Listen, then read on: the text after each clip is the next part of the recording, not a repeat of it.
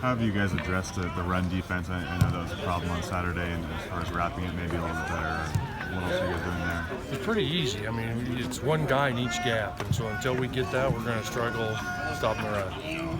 Is it a case of people trying to cover a teammate's gap and trying to do more than their own job? I don't know. I didn't ask them. We just worked on them getting in their right gap. So everybody gets in their gap, the run game will be taken care of.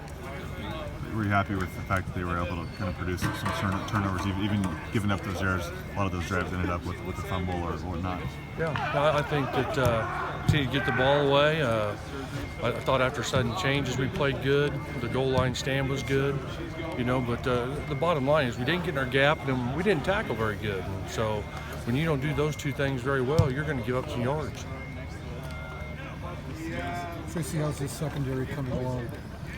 I think they're doing. We didn't tackle very well again, and so we got to get that improved. But I do think there are other things they've done better, and I do think we're getting better back there. How do you think they've been responding to tackling better, and particularly with facing such a dynamic quarterback this week? Well, it's no different than any spread offense. Is that you got to be able to tackle well in space. He adds a little bit to the running game without a doubt, and so we're going to have to make sure that we have eyes on him. But again, let's face it, is that if we don't tackle very well, it's going to be a long day.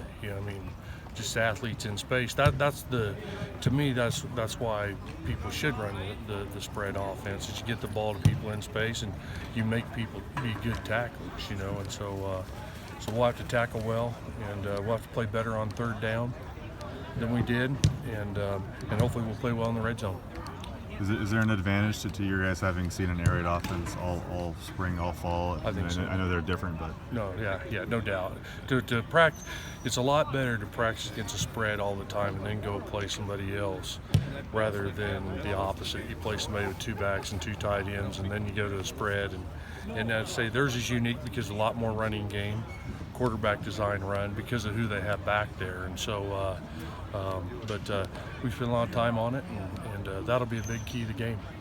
There's kind of a traditional thought when it comes to dual threat quarterbacks that if you can prevent them from running the ball and make them a passer, that odds are in your favor. Do you think it's as cut and dry with King, or is it pretty much that kind of the dry bones of the game plan? Yeah, you've got to stop him on the run, and at the same time, they got a lot of good athletes in the short passing game, and so you got to make sure you're just not always man to everybody. But any passer, I don't care how good they are, is that you have to affect him. We got to get pressure on him, and between that and the quarterback running game, that's where the tough part comes into.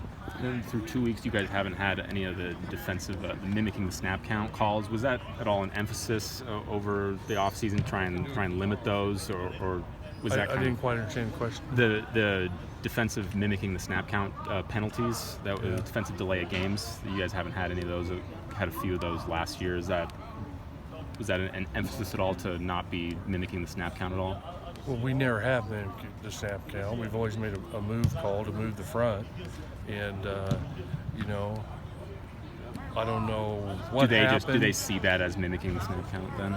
Well, they did last year, but for whatever, I think that you'd have to ask Coach Leach about the conference meetings and all that, how that went. But I know it was discussed, and so we haven't had any this year.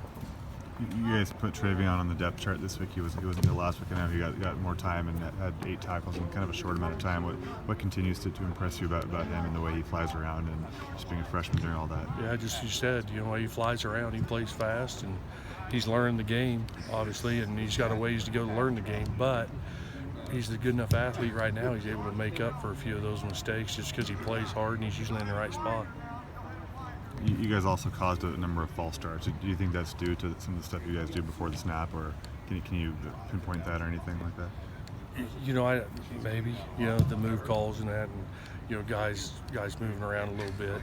Is that it's weird. It seems like you have a bunch or you don't have any of them. You know what I'm saying? So, but definitely the movement caused them a little bit of trouble, of them staying in there, and I think part of that is to do with how explosive we've got some guys up front that.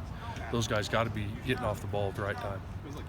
How impressive is Coach Leach's kind of arid lineage? It seems like every year you guys play one of his people, someone who kind of grew up learning the offense underneath him, Coach Mummy. Yeah, is it they were the ones that brought the spread and went about it a different way than other people had, and I also think that people coach that and they like coaching it, but I also think it's brought it back an athlete to the game. A lot of times those 6'3", 6'4" kids that thought they were basketball players and didn't want to play football because all they do is run out there and block, and now you've brought those guys back because of all the balls in the air and all the balls being thrown. I think it's brought a better athlete back to football, and obviously him and Coach Mummy and all those guys started having a lot to do with that. You guys good?